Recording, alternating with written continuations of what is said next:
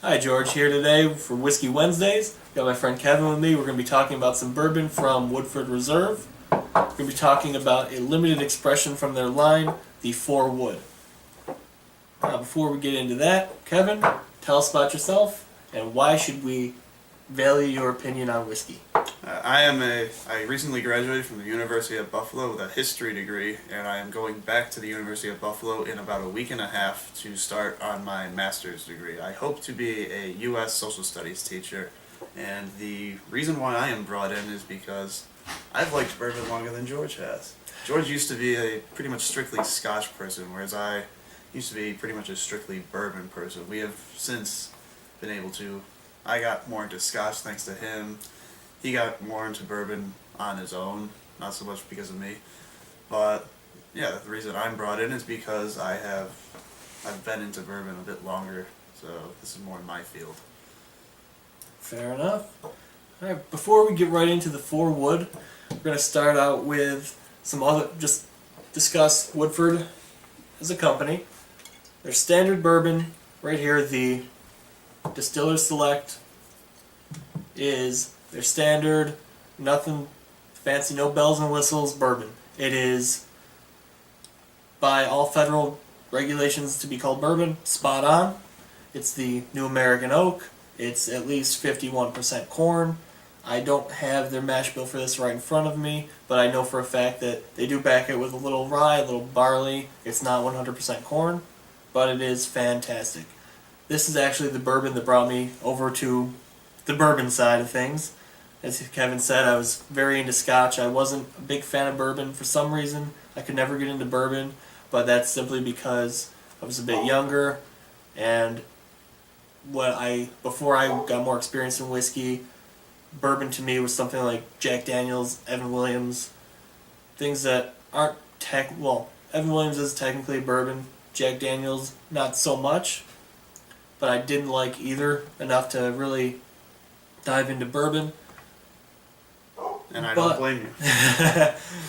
But coincidentally, not so much coincidence, but oddly enough, my first positive experience with bourbon was this, and doing a shot before a wedding as a groomsman at my friend's wedding, and from then on, I was open to bourbon. So, if you want a fantastic bourbon for a decent price, Woodford Distiller Select is fantastic. Highly recommend it. May review it some other time, but they all have batch and bottle numbers on every bottle, which is a very, very impressive and important thing to see on a bottle. Now, for a long time, Woodford had only one permanent line, the Distiller Select, as we just talked about, but they did a lot of small batch collections, some seasonals, some one-offs. But about a year or so ago, they brought on their first permanent addition to the line, and that is this right here. They're double oaked. The double oaked is, of course, per federal regulation for it to be a bourbon, aged in the New American Oak. The second barrel they use in their extra maturation process, which has no federal regulations regarding it, so they can do whatever they want, is a lightly charred toasted American oak barrel, and that brings out a lot of different flavors. It makes it darker. I believe this is actually higher proof than the regular. I can't remember offhand. Let's see here. It's 45.2%, which is 98.4 proof. And let's just take a quick look at the other bottle just to be sure. Exact same proof, my mistake.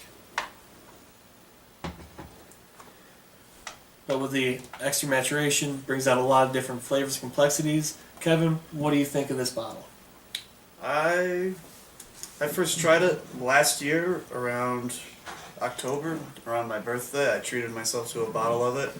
It is very good. You definitely get a lot of the oaky nose, a lot of oak, nice vanilla flavors to it. It's very warm, very sort of welcoming almost, and comforting.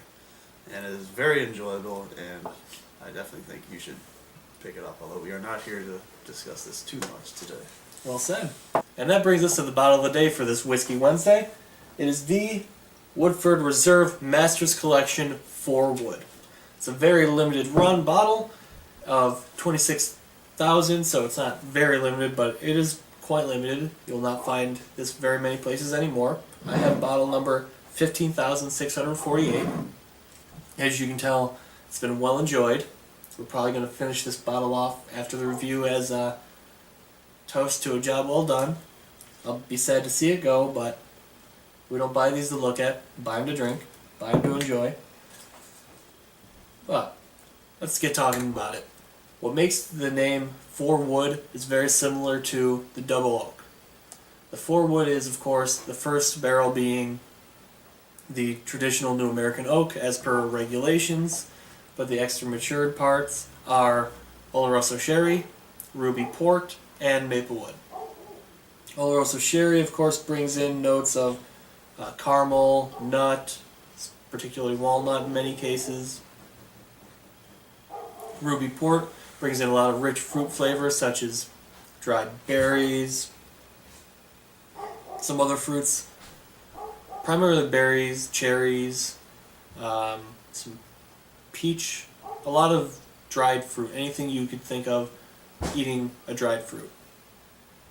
The Maplewood brings in a lot of maple syrup, some spices such like baking spices like cinnamon, nutmeg, things of that nature. Now let's get into the tasting notes. First on the nose, I'll let Kevin take it away first. I'm a little congested today, so though I've had a fair amount and know what it smells like and can still smell, his nose is a little fresher right now and has some better things to say. Right off the bat, you get a lot of nice butter and maple. Immediately followed by the dry fruits that he was talking about. I'm getting a lot of grape and apricot, personally. But you may have different fruits. I know on the tasting notes on the bottle they say apple. I don't get a lot of apple. Or peaches as well. And then the finish on the nose is just bourbon. Nice corn. You get a little vanilla in there too. You get a lot of your oaky and corny type flavors that let you know this is bourbon that you're drinking. I get a lot of the same on the nose, a lot of maple up front, some butter. It's a buttery maple though, which is, think about maple syrup on buttered pancakes. It's a very similar smell to that. Not quite as sweet. It's got a little more punch to it because you also get, like you said, that classic bourbon smell. You know it's a bourbon when you smell it.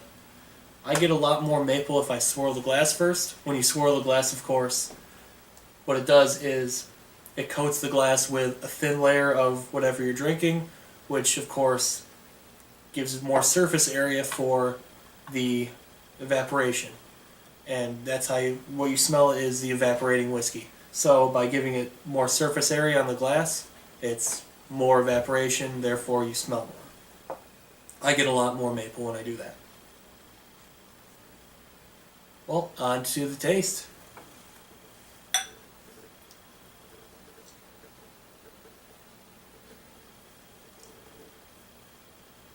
Up front, very similar to the nose, a lot of maple.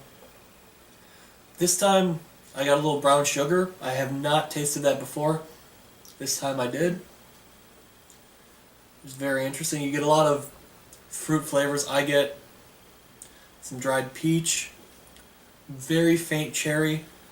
I do get a little of the apple, but the apple is very, think of a overly ripe red apple.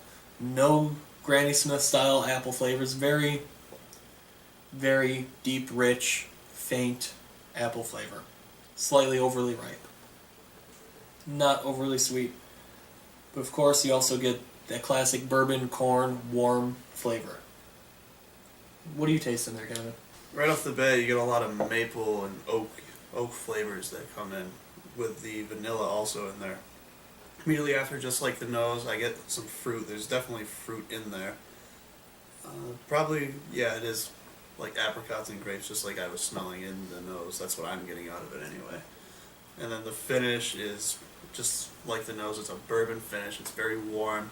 I'm still feeling it now. It lingers, and it's not too much. It's just enough warmth to be comforting and not overbearing. On the finish, I get a lot of that too. The finish is real slow moving. I was about to compare it to a steamroller, but I think that's an unfair comparison because it's not hitting you that hard. It's a very slow, warm, welcoming, enjoyable finish. You get a lot of that classic bourbon finish. It's an oaky finish. It's a slow-moving, very warm, deep down, lingering finish, but it's not outstaying its welcome. It's very comforting, very smooth, it's everything you want in a bourbon finish. It's great, great drinking whiskey. Highly recommend drinking it neat. See no need to water it down with ice. If you want it cold, throw the glass with the drink in the freezer for a few minutes, or invest in some whiskey stones. They're actually quite fantastic. I've used them a few times myself. I don't own any, but I do like them. Well, let's get into some final thoughts here. I would say this is, if you can get your hands on a bottle, it is absolutely fantastic. One of the best absolutely actually the best bourbon I've ever had. Without a doubt, easily one of the top 10 whiskeys I've ever had of any kind. And that's saying a lot considering I'm not a big bourbon drinker. I'm more into scotch, rye, but bourbon is quickly, with things like this Woodford, really making a good impression on me. I would say if I have to adhere to a 100-point system, which I'm not quite sure if I'll stick to in the future, so I'm not a huge fan of a 100-point system for grading. For whiskeys, I'm going to say though, if I have to adhere to that, I'd give it a 94. Probably one of the highest marks I'd ever give anything. Absolutely incredible. For a bourbon mark, 94 out of 100. Kevin, what do you have to say? It's a very good bottle. It is an expensive bottle, but if the nose and the flavor notes that we are picking up on, if those appeal to you, it's definitely worth it if you can still find this available somewhere. Otherwise, hopefully you have a friend who has a bottle laying around and you can try it from him. For adhering to the 100-point scale, my score is very similar. I give it a 93. That being said, it's definitely an experience you need to have as a whiskey drinker. As he said, if a friend has a bottle, ask for a dram. If you see it at a bar, very unlikely. Get your hands on the glass. But if you find a bottle, it's going to be about 80 or so. It may have gone up in price because of the limited quantity and it being so old at this point. I'm not sure if I mentioned, but it's from Christmas time last year is when I got it. But it is absolutely incredible, highly recommended, and a great bottle to enjoy on Whiskey Wednesday. That being said, happy Whiskey Wednesday.